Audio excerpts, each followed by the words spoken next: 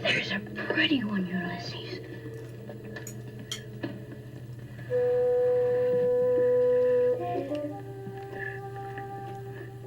There it is. Hello BookTube, I'm Shawn the Book Maniac. Welcome back to my channel. Here I am with a review of Queen Victoria by Lytton Strachey. 1921 biography, and maybe the fourth or fifth full-scale biography of Queen Victoria I have read, because I'm queeny and nerdy that way. I read my first biography of Queen Victoria when I was about 12, maybe. Elizabeth Longford's biography, I think it's just called Queen Victoria, Born to Succeed, which maybe I would say is still the best. I won't name all the other ones, but I've read several. There is such a great gap of years between when I've read each one that a lot of the information that I encounter, maybe I had read in previous biographies and maybe not, but this one is probably the most beautifully written. Lytton Strachey, a member of the Bloomsbury Circle, was a consummate prose stylist, and this book was a joy to read. I only gave it 4 stars because of some problems I had with the attitude that he took, which was a product of his own era, 1920s, but I found it absolutely delightful.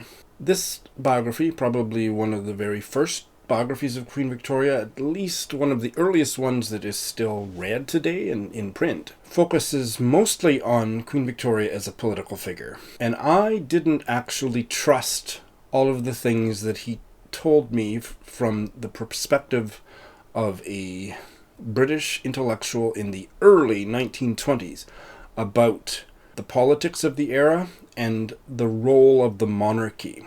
But I was still fascinated by the fact that that was the primary focus, because most of the more modern biographies of Victoria are much more personal. Was she a good mother? What was the truth of her relationship with Albert? And how about John Brown? And some of that was in here, but very little. It was much more about what kind of a queen was she. And when you're a queen, take it from somebody who knows, it's hard to separate out the personal from the political. So I think it's particularly good about her childhood and setting the background of her parents. Just fascinating details about her parents. Her father, Prince Edward, Duke of Kent, has a particularly Canadian connection in that Canada didn't exist, but he came to British North America and fulfilled princely roles there.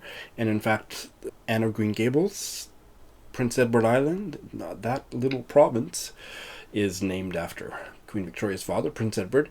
He had the good fortune to die when she was still a baby, because he was just a loser. And her German mother, the Duchess of Kent, raised her basically single-handed.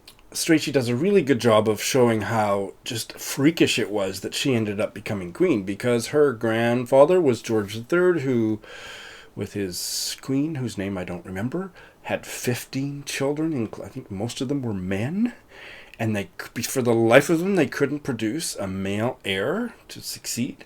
So 2 of her uncles, first was George IV, and then another brother, William IV, I think I've got the Roman numerals right after their name, ruled for a few years, and in the next generation, there was nobody. So the Duke of Kent's one daughter, Princess Victoria, became queen.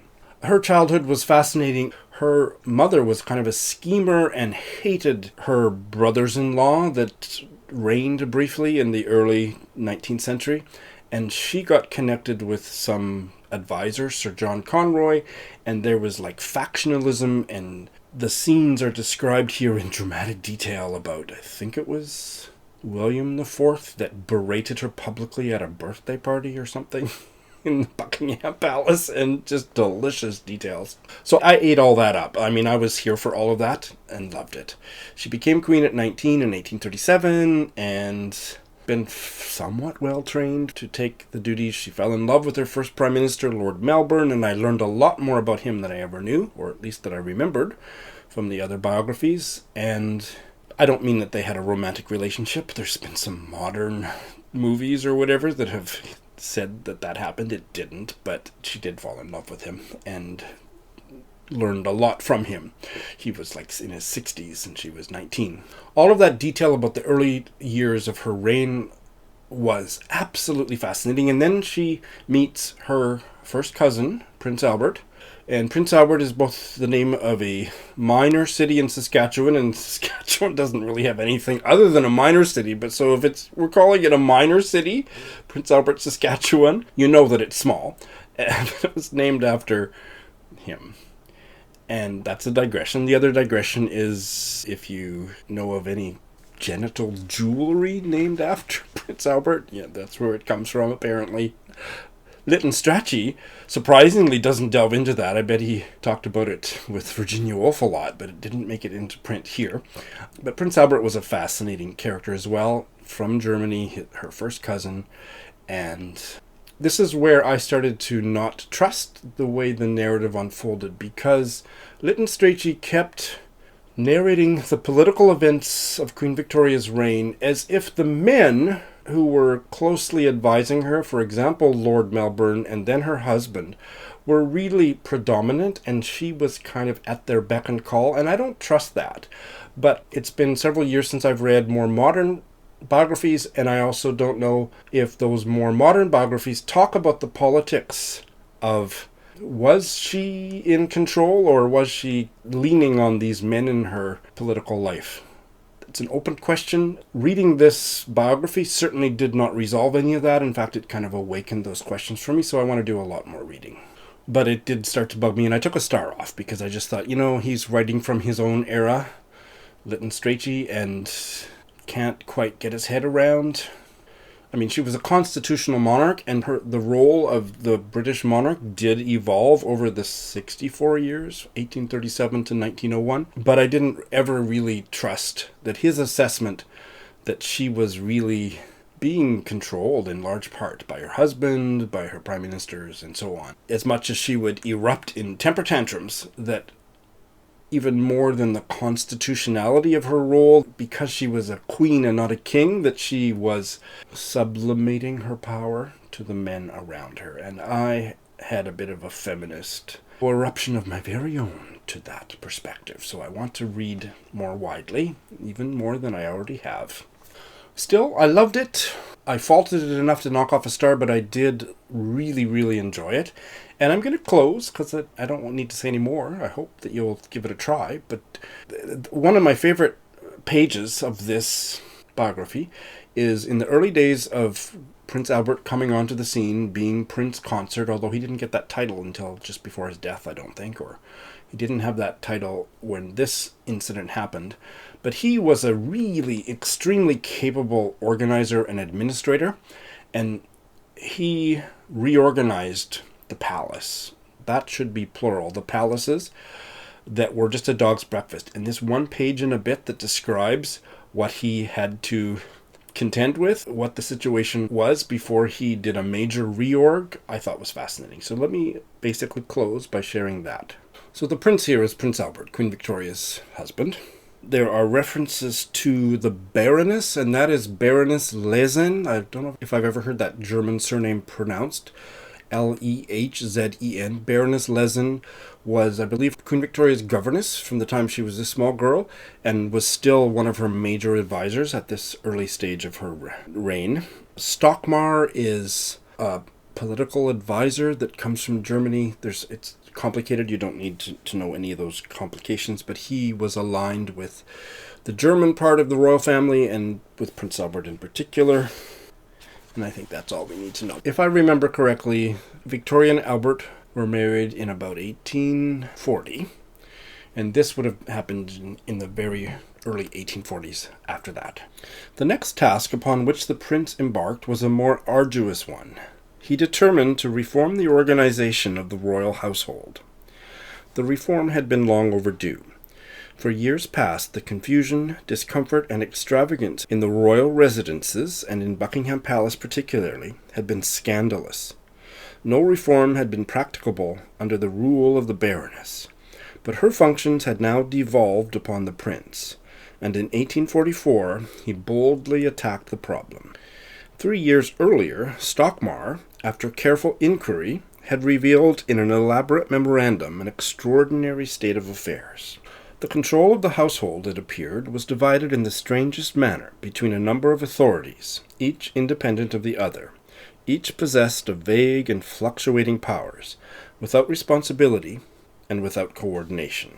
Of these authorities, the most prominent were the Lord Steward and the Lord Chamberlain, noblemen of high rank and political importance, who changed office with every administration, who did not reside with the court, and had no effective representatives attached to it.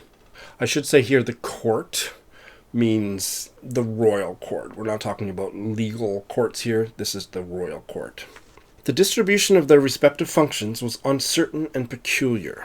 In Buckingham Palace, it was believed that the Lord Chamberlain had charge of the whole of the rooms, with the exception of the kitchen, sculleries, and pantries, which were claimed by the Lord Steward. At the same time, the outside of the palace was under the control of neither of these functionaries, but of the Office of Woods and Forests.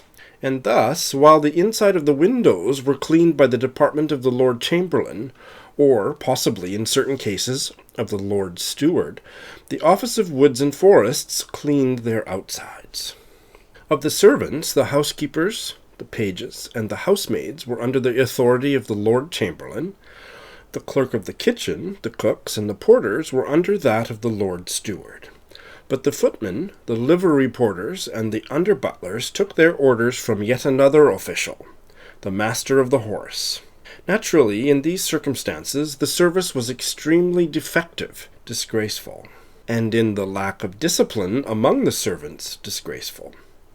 They absented themselves for as long as they pleased, and whenever the fancy took them, and if, as the Baron put it, smoking, drinking, and other irregularities occur in the dormitories, where footmen, etc., sleep 10 and 12 in each room, no one can help it. As for Her Majesty's guests, there was nobody to show them to their rooms, and they were often left, having utterly lost their way in the complicated passages, to wander helpless by the hour. The strange divisions of authority extended not only to persons, but to things. The Queen observed that there was never a fire in the dining-room.